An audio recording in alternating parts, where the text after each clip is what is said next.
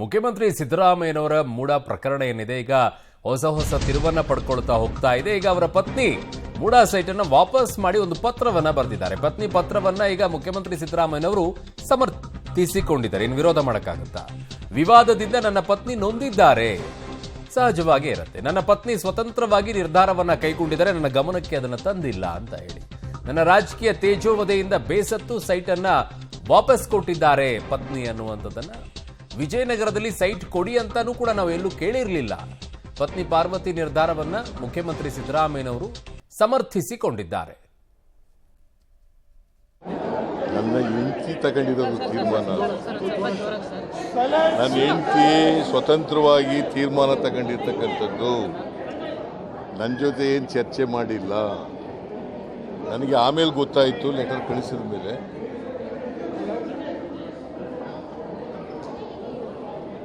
ಅವಳು ಅವ್ರ ಅಣ್ಣ ಅವಳಿಗೆ ಗಿಫ್ಟ್ ಕೊಟ್ಟಿದ್ದದ್ದು ಮಲ್ಲಿಕಾರ್ಜುನ ಸ್ವಾಮಿ.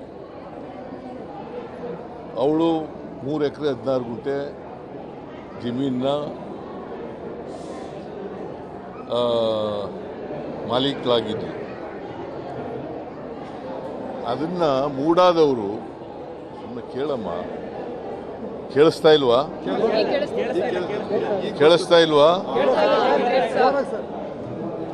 ಮೂಡಾದವರು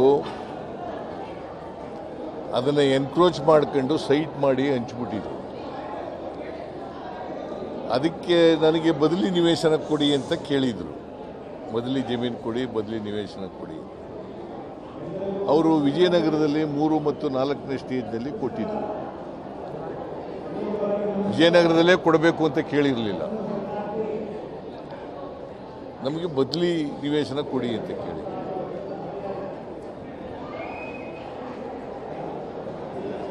ಅವರು ವಿಜಯನಗರದಲ್ಲಿ ಕೊಟ್ಟಿದ್ರು. ಈಗ ಅದು ಒಂದು ದೊಡ್ಡ ಕಾಂಟ್ರವರ್ಸಿ ಆಗೋಯ್ತು. ಈಗ ಆ ಕಾಂಟ್ರವರ್ಸಿಯಿಂದ ಅವರು ಮನ ನೊಂದು ನಮ್ಮ ಯಜಮಾನರಿಗೆ ಇದರಿಂದ ರಾಜಕೀಯವಾಗಿ ತೇಜೋವಧೆ ಆಗ್ತಾ ಇದೆ. ರಾಜಕೀಯ ದ್ವೇಷ, ರಾಜಕೀಯ ಸೇಡನ್ನು ತೀರಿಸ್ಕೊಳ್ತಕ್ಕಂಥ ಕೆಲಸವನ್ನು ವಿರೋಧ ಪಕ್ಷದವರು ಮಾಡ್ತಾ ಇದ್ದಾರೆ.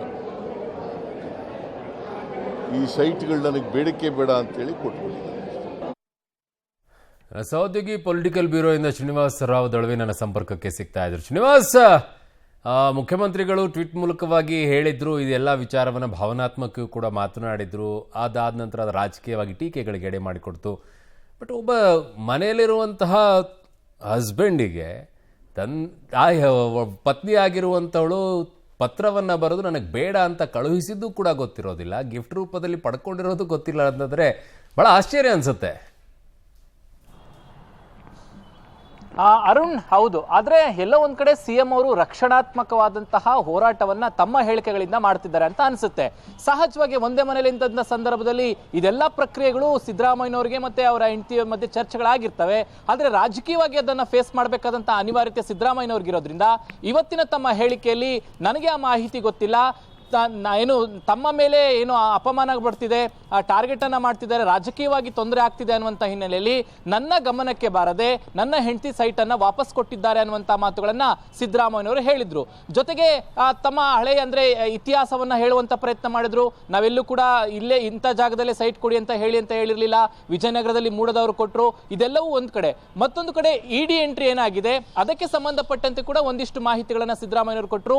ಮನಿ ಲ್ಯಾಂಡ್ರಿಂಗ್ ಇಲ್ಲೆಲ್ಲೂ ಕೂಡ ಆಗಿಲ್ಲ, ಆದ್ರೆ ಅವರು ಎಂಟ್ರಿ ಆಗಿದ್ದರೆ ಕಾನೂನಾತ್ಮಕವಾಗಿ ನಾನು ಹೋರಾಟವನ್ನ ಮಾಡ್ತೀನಿ ಅನ್ನುವಂಥದ್ದು. ಮತ್ತೆ ವಿಪಕ್ಷಗಳು ಸಹಜವಾಗಿ ರಾಜೀನಾಮೆಯನ್ನ ಕೇಳ್ತಿದ್ದಾವೆ ಸಿದ್ದರಾಮಯ್ಯನವರಿಗೆ. ಹೀಗಾಗಿ ವಿಪಕ್ಷಗಳಿಗೆ ಸಿದ್ದರಾಮಯ್ಯನವರು ಮತ್ತೆ ನೇರವಾದಂತಹ ಮಾತುಗಳಲ್ಲಿ ಯಾವುದೇ ಕಾರಣಕ್ಕೂ ನಾನು ರಾಜೀನಾಮೆ ಕೊಡೋದಿಲ್ಲ, ನನ್ನ ಆತ್ಮಸಾಕ್ಷಿ ಅನುಗುಣವಾಗಿ ನಾನು ಕೆಲಸ ಮಾಡಿರೋದ್ರಿಂದ ನಾನು ಯಾವುದೇ ತಪ್ಪು ಮಾಡಿಲ್ಲ, ತಪ್ಪು ಮಾಡದೆ ಹೇಗೆ ರಾಜೀನಾಮೆ ಕೊಡ್ಲಿ ಅನ್ನುವಂತಹ ಪ್ರಶ್ನೆಯನ್ನು ವಿಪಕ್ಷಗಳೇ ಮಾಡೋ ಮೂಲಕ ನಾನು ರಾಜೀನಾಮೆ ಕೊಡುವಂತ ಪ್ರಶ್ನೆಯೇ ಇಲ್ಲ, ತನಿಖೆಯನ್ನು ಎದುರಿಸ್ತೀನಿ ಅನ್ನುವಂಥ ಮಾತುಗಳನ್ನ ಸಿದ್ದರಾಮಯ್ಯನವರು ಇವತ್ತು ಕೂಡ ಸ್ಪಷ್ಟವಾಗಿ ಹೇಳಿರುವಂತದ್ದು. ಅರುಣ್.